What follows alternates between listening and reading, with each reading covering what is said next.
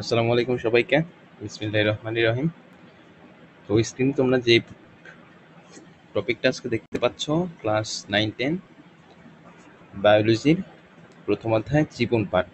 তো আমরা আজকে এটা সম্বন্ধে বিস্তারিত একটু আলোচনা জেনে নেব। আর যারা এই এসএসসি 26 এবং 27 আছো, অবশ্যই এই ভিডিওটা তোমাদের জন্য। শুরু করা যাক। মানব সভ্যতা বিকাশে বর্তমান শতকের চ্যালেঞ্জ হচ্ছে খাদ্য উৎপাদন, চিকিৎসা শাস্ত্রের উন্নয়ন, বিরূপ পরিবেশের অস্তিত্ব রক্ষা। দেখো, মানব সভ্যতা বিকাশে প্রত্যেকটা সেক্টরে এখন বিভিন্নভাবে আমাদেরকে যেতে হয়। কেননা তুমি যদি চিন্তা করো চীন, বাংলাদেশ, এর মধ্যে তফাৎ আসলে কতটুকু। তারা বিভিন্নভাবে খাদ্য উৎপাদন, চিকিৎসা শাস্ত্রে উন্নয়ন করছে। আর বাংলাদেশে দেখো পয়জন, চিকিৎসা শাস্ত্রে বিভিন্ন ধরনের, মানে খুবই খারাপ একটা অবস্থা।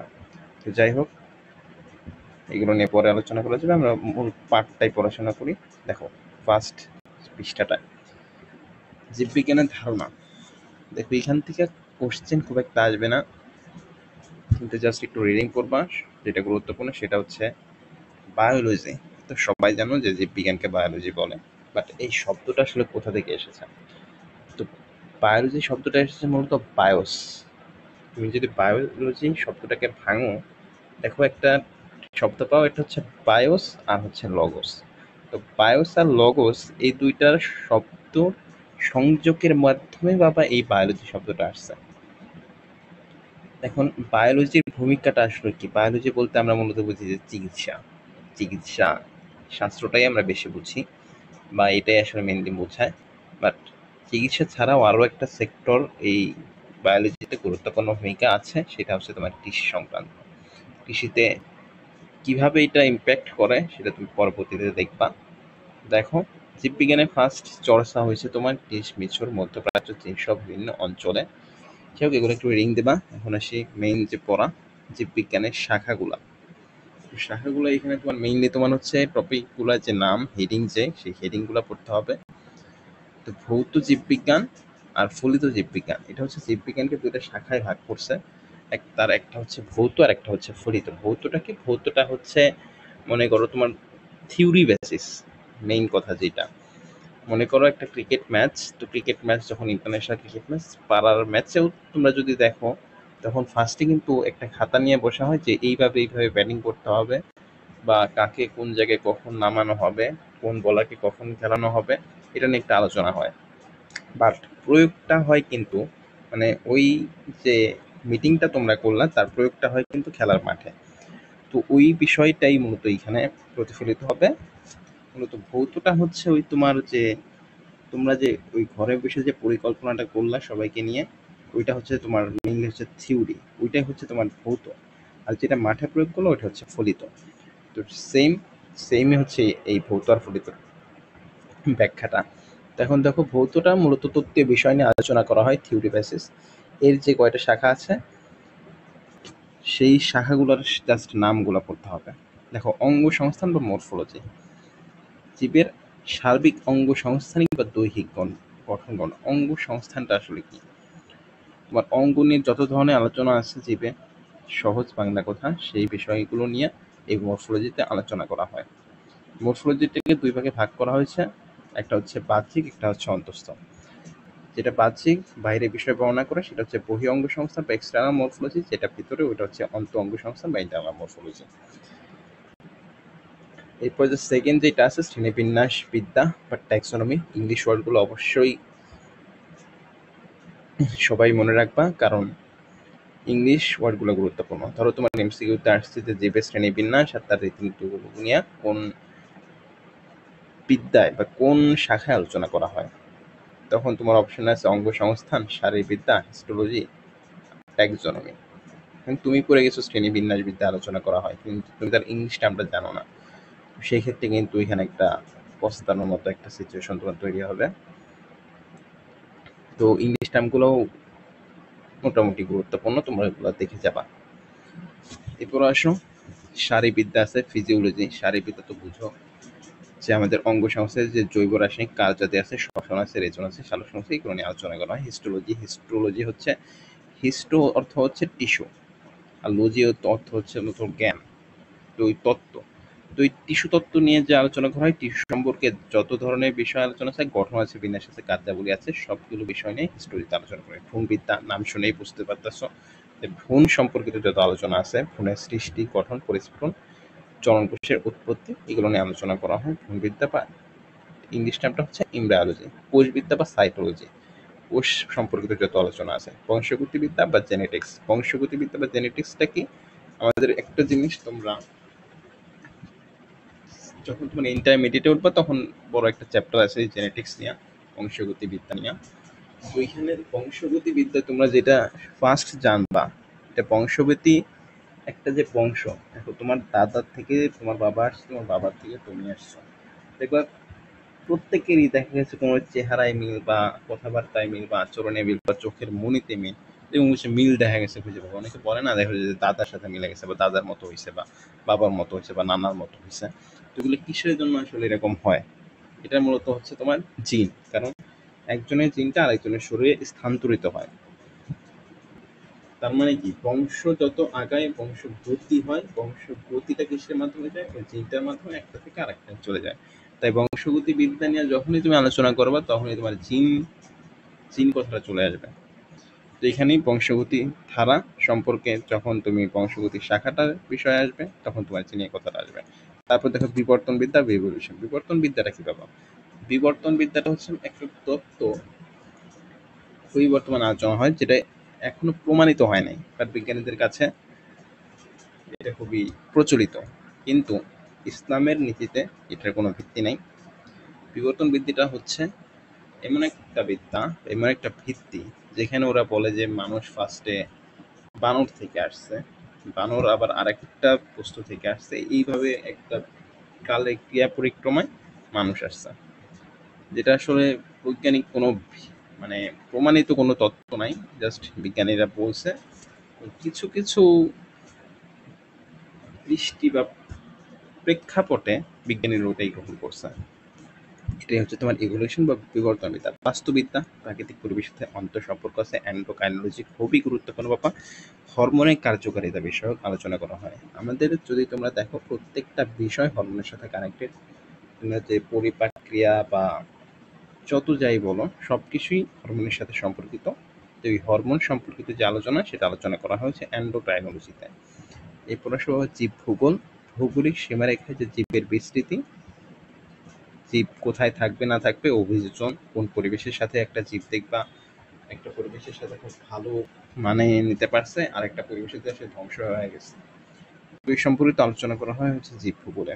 তোমরা মানে বিষয়গুলো যদিও দেখো, জাস্ট তুমি যদি নামগুলো মনে রাখো আর ইংলিশ টার্মগুলো মনে রাখো, তাহলে কিন্তু তোমার এই পাশের বর্ণনাগুলো পড়া লাগতেছে না, মানে তোমরা সহজেই সেটা আয়ত্ত করে ফেলতে পারবা। কারণ নামগুলো থেকেই বোঝা যায় যে ওইটা সম্পর্কে ওই শাখায় কি আসলে আলোচনা করা হবে। এখন হচ্ছে ফলিত জীববিজ্ঞান। সেম ভাবে তোমরা এই ফলিত জীববিজ্ঞানগুলোর নামও মুখস্থ করে ফেলবা, ইংলিশ টার্ম সহ। আর পাশের যে ব্যাখ্যা, এগুলো তোমরা তোমাদের কমন্স একটা করে রিডিং দিবা, নেক্সট টাইম থেকে আর পরামর্শ দেখাও লাগবে না। দেখো ফলিত জীববিজ্ঞানে কি কি আছে। ফলিত জীববিজ্ঞান আছে, দেখো জীবাশ্ম বিজ্ঞান। এই দেখো জীবন সংশ্লিষ্ট প্রায়োগিক বিষয়গুলা, আমার কথা কি বুঝতে পারছো? কিন্তু ফার্স্টেই তোমাদেরকে বলে দিছে, তাহলে যে খেলার মাঠে যেটা বিষয়টা, ওইটা দেখো কি আছে। ফার্স্টে জীবাশ্ম বিজ্ঞান, ইংলিশটা হচ্ছে প্ল্যান্টোলজি, পরে জীব পরিসংখ্যান বিদ্যা বা বায়োস্ট্যাটিস্টিক্স, তারপরে পরজীবী বিদ্যা বা প্যারাসাইটোলজি, মৎস্য বিজ্ঞান বা ফিশারিজ, কীটতত্ত্ব বা এন্টোমোলজি, অণুজীব বিজ্ঞান বা মাইক্রোবায়োলজি, কৃষি বিজ্ঞান বা এগ্রিকালচার, চিকিৎসা বিজ্ঞান বা মেডিকেল সায়েন্স, জিন প্রযুক্তি। দেখো এইখানে একটা বিষয় তোমরা গুলাই ফেলতে পারো, এইখানে কিন্তু ফলিত জীববিজ্ঞান আছে জিন প্রযুক্তি বা জেনেটিক ইঞ্জিনিয়ারিং। আর এইখানে যেটা আছে দেখো ভ্রূণবিদ্যা। ভ্রূণবিদ্যার সাথে তো তোমরা ই করবে না, তোমরা ই করবে যে বংশগতিবিদ্যা বা জেনেটিক্সের সাথে। তোমাদের মনে হতে পারে যে এখানে বংশগতিবিদ্যা বা জেনেটিক্স, আবার এইখানেও তোমার আছে দেখো জিন প্রযুক্তি। তো যদি জিন প্রযুক্তি বলে বাবা, তাহলে হচ্ছে ফলিত জীববিজ্ঞান। আর যদি বলে বংশগতিবিদ্যা বা জেনেটিক্স, যেখানে জিন নিয়ে আলোচনা হয়, সেইটা কিন্তু কিন্তু বাবা ভৌত জীববিজ্ঞান। তো এটা একটু খেয়াল রাখবা। তারপরে দেখো আছে প্রাণ রসায়ন বা বায়োকেমিস্ট্রি, পরিবেশ বিজ্ঞান, সামুদ্রিক জীববিজ্ঞানের সম্পর্কে নিয়ে আলোচনা করা হয়। বনবিজ্ঞানে বন সম্পর্কে আলোচনা করা হয়, জীব প্রযুক্তিতে জীব ব্যবহারের প্রযুক্তি সম্পর্কে আলোচনা করা হয়, ফার্মেসিতে ওষুধ শিল্প নিয়ে, বন্যপ্রাণীবিদ্যায় বন্যপ্রাণী বিষয়ক, বায়ো ইনফরমেটিক্সটা খুবই গুরুত্বপূর্ণ, কম্পিউটার প্রযুক্তি নির্ভর যে জীববিজ্ঞান তথ্য আছে, ক্যান্সার বিষয়ক, ওগুলো নিয়ে আলোচনা করা হয়। বর্তমানে বায়ো ইনফরমেটিক্সের চাহিদাটা ভালো। এরপরে দেখো কিছু ছবি দেখতে পাচ্ছ, যেগুলো আপাতত দৃষ্টিতে আমাদের এই মুহূর্তে কাজে লাগবে না।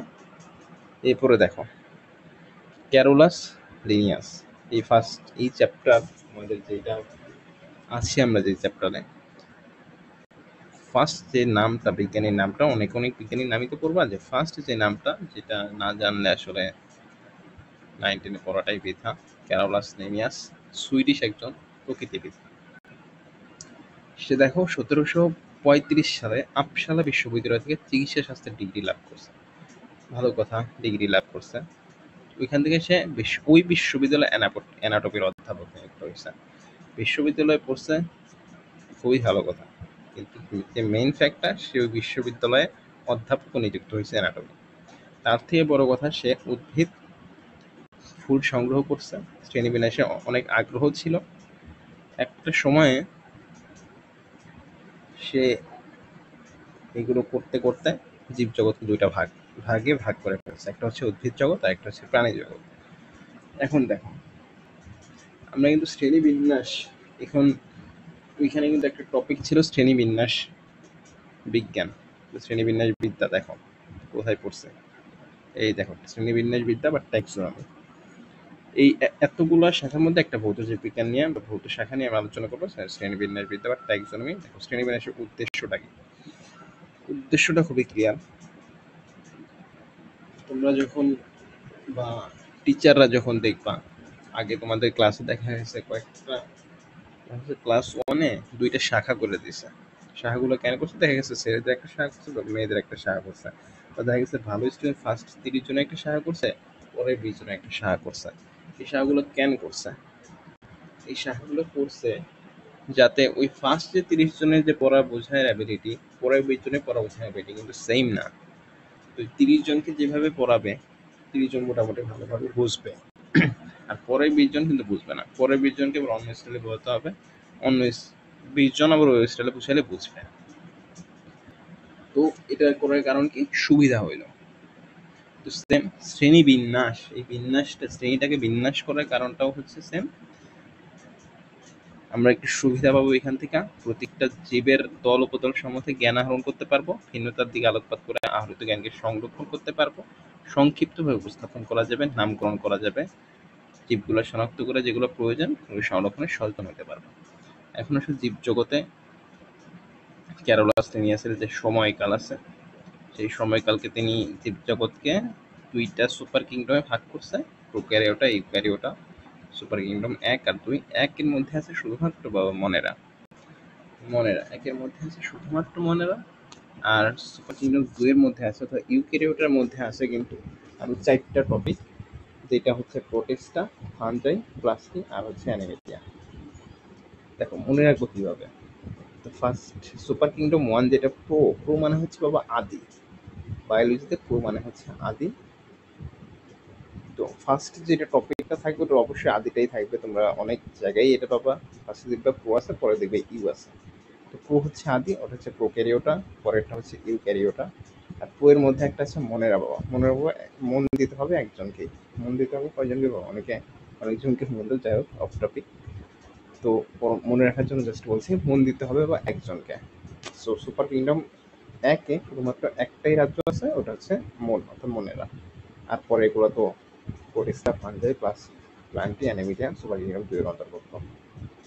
পরে একটা লাইন দেখা পাবে, এইখান থেকে একটা খরয়ের নাম্বারে কোশ্চেন আসে, এই খাত যে কিসের ভিত্তিতে 5টা রাজ্যে ভাগ করার প্রস্তাব দিছে বা সুপার কিংডমে ভাগ করছে, যে এগুলো সম্পর্কে একটু বিস্তারিত লেখো, খ নম্বরে আসে বাবা, একটু দেখে রাখবা।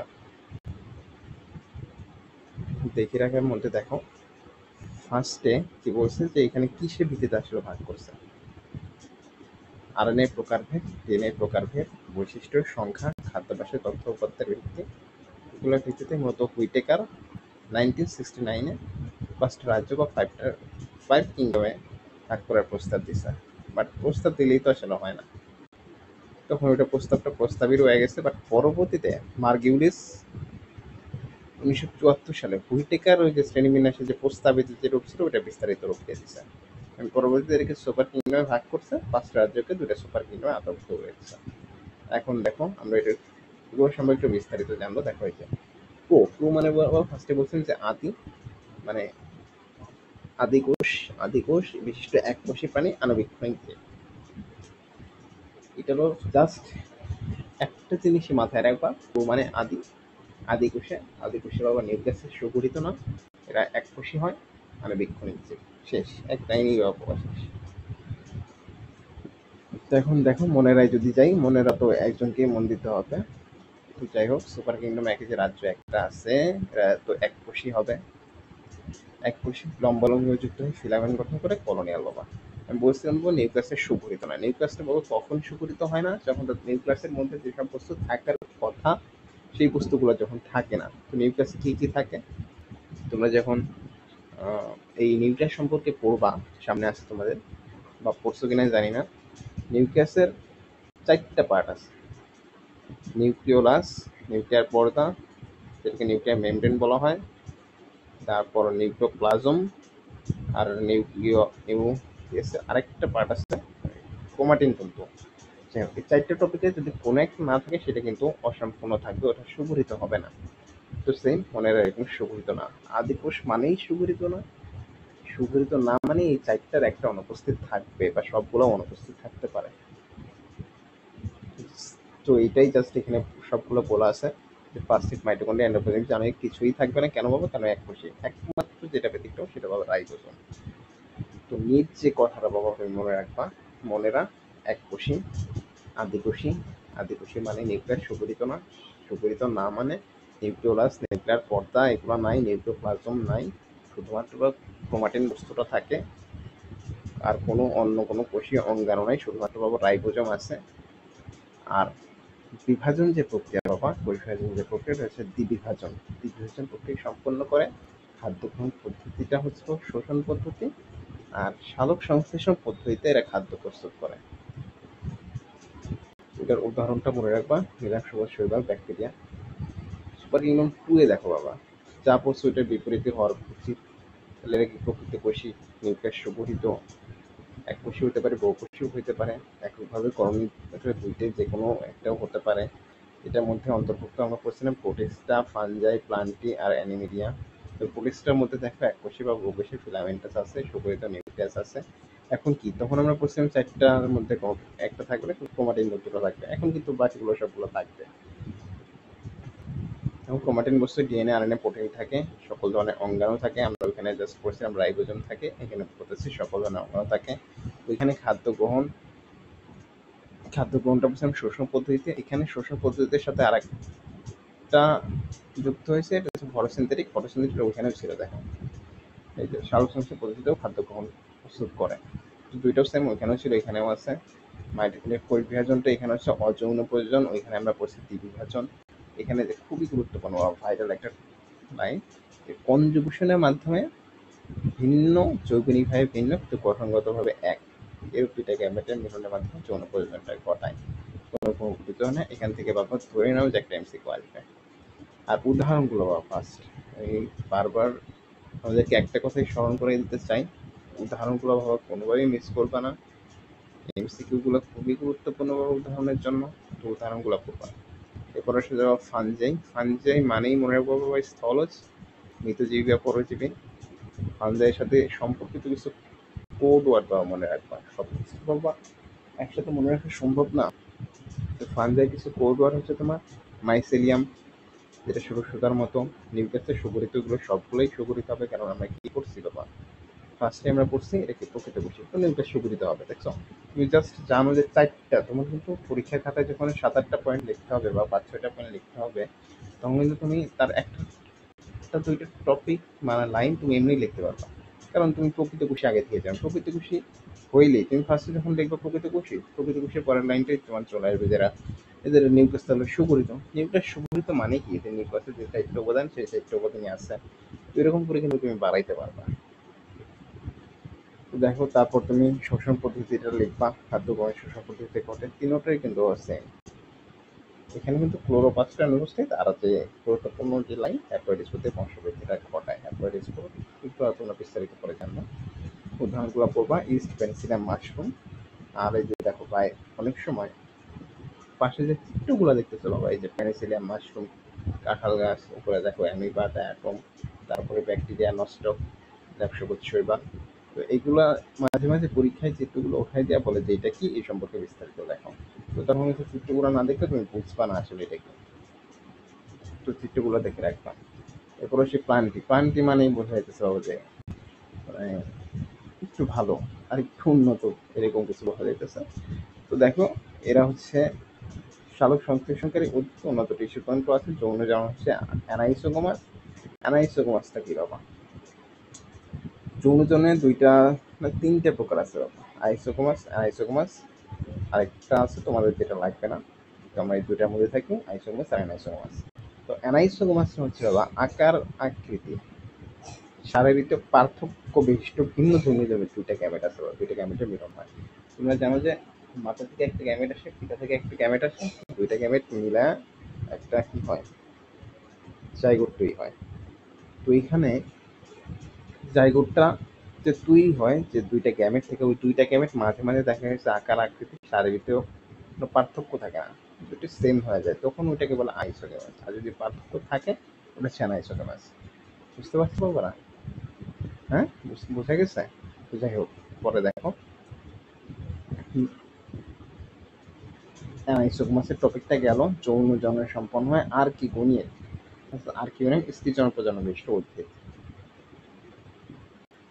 তো দেখো তোমরা এখানে একটা শখ দেখতে পাচ্ছ, প্ল্যান্টিন, ব্রায়োফাইটা, ব্রাকিওফাইটা।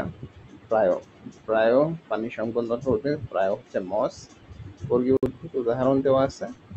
ব্রাকিওফাইটা পানি সংবন্ধন উদ্ভিদ, পান নগ্ন আবৃত, এটা বুঝাই দিছে। দেখো মনে রাখবো কিভাবে, প্রায় পানি মনে রাখবো, প্রায় পানি, প্রায় পানি, প্রায় পানি, আমার সাথে সাথে পড়ো, প্রায় পানি, প্রায় পানি, প্রায় পানি, প্রায় পানি। এটা হচ্ছে পানি, পানি সংবন্ধন বিহীন উদ্ভিদ বাবা। বায়ু পানি নাই, বায়ু পানি নাই, বায়ু পানি নেই, বায়ু পানি নেই, মানে বাড়িতে পানি নেই। এটা একটু কৌশলে সব কিছু মনে রাখতে হবে। মনে রাখবো, বাড়িতে পানি নেই, বাড়িতে পানি নেই, বাড়িতে পানি নেই, বাড়িতে পানি নেই। কুই, কুই পানি আছে বাবা, ট্রাকে পানি আছে, ট্রাকে পানি আছে, ট্রাকে পানি আছে, ট্রাকেও এটা পানি সংবন্ধন বিশিষ্ট উদ্ভিদ। তো বাড়িতে পানি নাই। তোমার দেখবা হিন্দুরা কিন্তু খালাকে মাসি বলে। তো তুমি জিজ্ঞেস করতেছো যে মাসি বাড়িতে পানি নেই, মাসি বাড়িতে পানি নেই, মাসি বাড়িতে পানি নেই। মশবর্গীয় উদ্ভিদ, মশবর্গীয় উদ্ভিদ যদি থাক পারো ওইটা, বাকি তিনটা এমনিই পারবা। তো ওইটা হচ্ছে আমি যে মানে টেকনিকগুলো বলে দিচ্ছি, ওগুলো একটু পাশে দেখে রাখবে, তোমাদের জন্য সহজ হবে যে বাড়িতে পারি নাই মাসি, বা মাসি বাড়িতে পারি না। ঠিক আছে, পরে দেখো অ্যানিমিলিয়া। অ্যানিমিলিয়া হচ্ছে বলতে গেলে আমাদের আমাদের আর কি আমাদের টপিকটার মধ্যে পড়ে গেছে। আমরা কি দেখো, আমাদের আমাদের দিকে তাকাও, আমরা কিভাবে নিজের খাদ্য নিজে তৈরি করতে পারি? পারি না। কেন পারি না? কারণ আমরা প্রাণী, আমরা উদ্ভিদ না। বাট উদ্ভিদটাই পারে, কারণ উদ্ভিদটাই সালোক সংশ্লেষণ করতে পারে। সালোক সংশ্লেষণ করার জন্য পাবে সালোক সংশ্লেষণের সাথে সবচেয়ে জরুরি যে অঙ্গাণুটা, সেটা হচ্ছে বা প্লাস্টিক। প্লাস্টিকটা আমাদের নাই, আমাদের কোষ প্রাচীর নেই, কোষ গহ্বর নাই। এই জন্য কি আমরা উদ্ভিদের উপর খাদ্য জন্য নির্ভর করি, অথবা আমরা পরভোজী।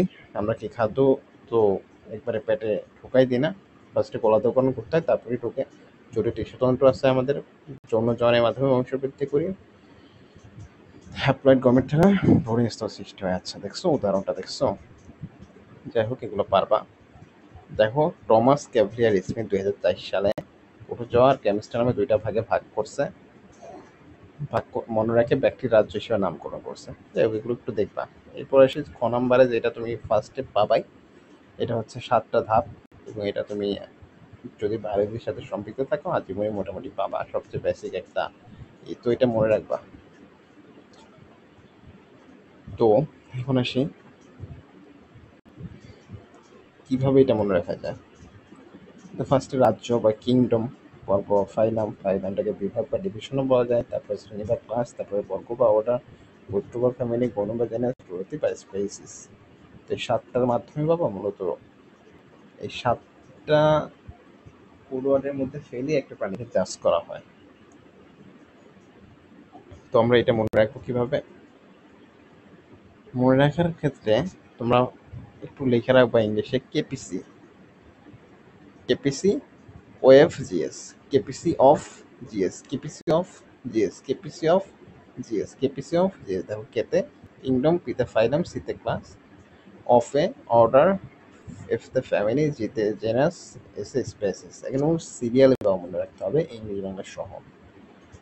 দেখো এই যে উপর থেকে নিচ পর্যন্ত আসছে, উপর থেকে নিচ পর্যন্ত আসার কারণে একটা তুমি কিন্তু ফার্স্টেই রাজ্যর পরেই তুমি গণতে যাইবা, তারপরে তুমি আবার বর্গতে চলে যাইবা বা অর্ডারে চলে যাবা, এরকম হবে না বাবা। সিরিয়ালি তোমাকে আসতে হবে।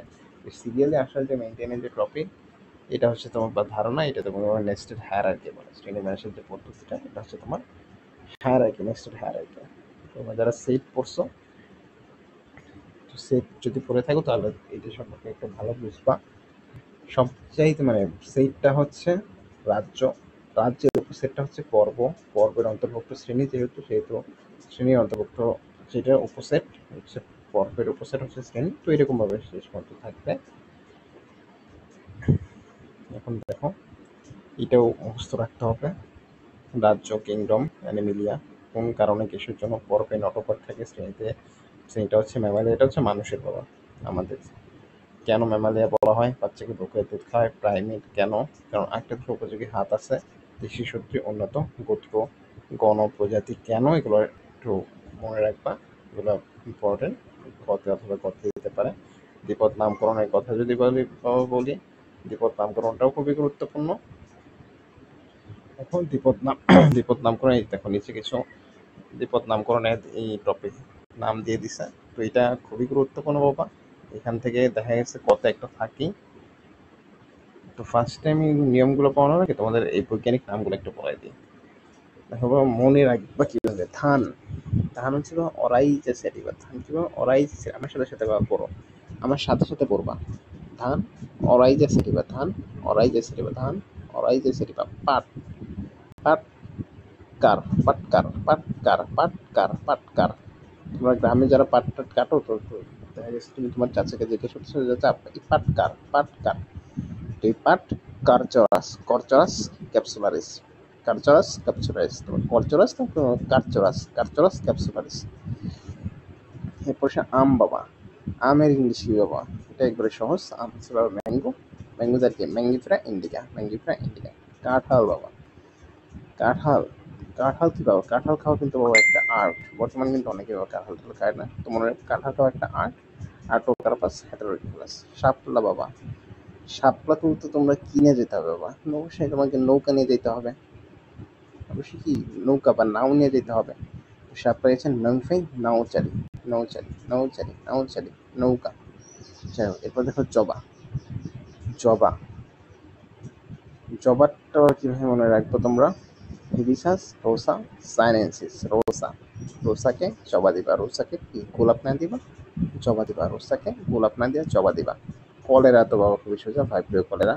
ম্যালেরিয়া ওটা সোজা। প্লাজমোডিয়াম ভিভ্যাক্স এমনি মনে থাকবে। আরশোলা বা পেরিপ্লেটা আমেরিকানা মনে রাখবে। আমেরিকার আরশোলা, আমেরিকার আরশোলা, আমেরিকান আরশোলা। ইন্ডিয়ার মৌমাছি ইন্ডিকা, অ্যাপিস ইন্ডিকা। আরেকটা কিন্তু ওই ইন্ডিকা আছে, ওই দেখো আমের, ম্যাঙ্গিফেরা ইন্ডিকা। আর মৌমাছি অ্যাপিস ইন্ডিকা। ইলিশ বাবা, ইলিশের খুবই সোজা। টিনিওলোসা ইলিশা, টিনো ব্যাং বাবা। এটা একটু তোমাদের মানে মনে রাখতে একটু সমস্যা হবে। বাট দেখো সবচাইতে কঠিন, তুমি যদি সহজগুলো মনে রাখতে পারো তাহলে তুমি এটা তোমার মাথায় অটোমেটিক সেট হয়ে যায় যে সবচেয়ে কঠিন কোনটা আছে। কঠিন একটু তখন দেখা গেছে ওইটাই তোমার মাথায় ভাসে।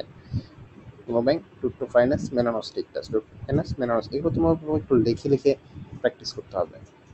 যদি এমসিকিউতে আসে খুব ভালো, যে টপিকে যেভাবে বলেছি মনে থাকবে। বাট যদি লিখতে বলে তখন কিন্তু বানানগুলো একটু খেয়াল রাখতে হবে।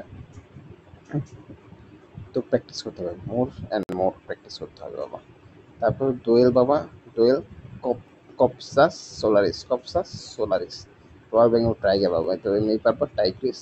মানুষ তো আমি জানি, এমনি জানে।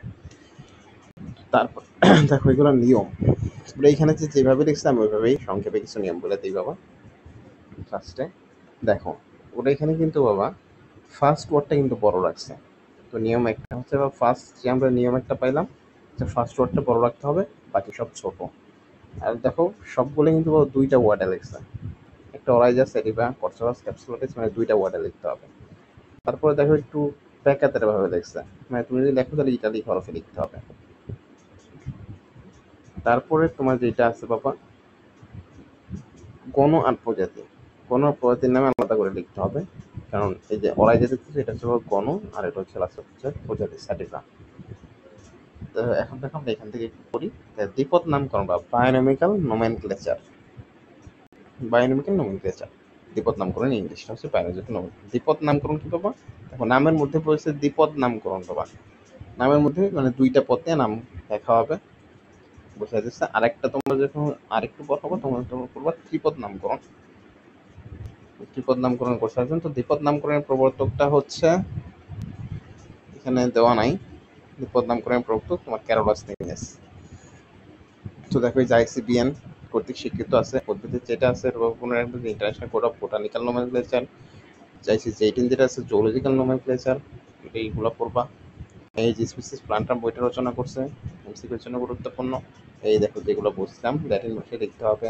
ইটালি তরুণ, এই যে তরুণ প্রাণীবিজ্ঞানী শাহিদ আলী হাওলাদার ব্যাঙ আবিষ্কার করছে, ঢাকায় পাওয়া গেছে।